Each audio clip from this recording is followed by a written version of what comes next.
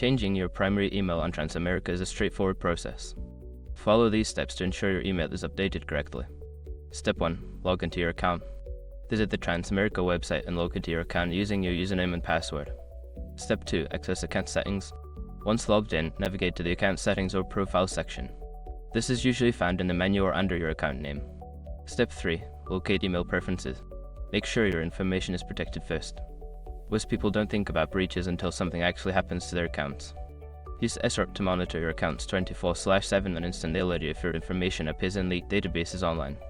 It constantly checks billions of breached data points in the background. And considering how much personal information people keep online now, it's honestly worth having. Link in the description. Step 4. Update your email. Find the field that displays your current primary email address.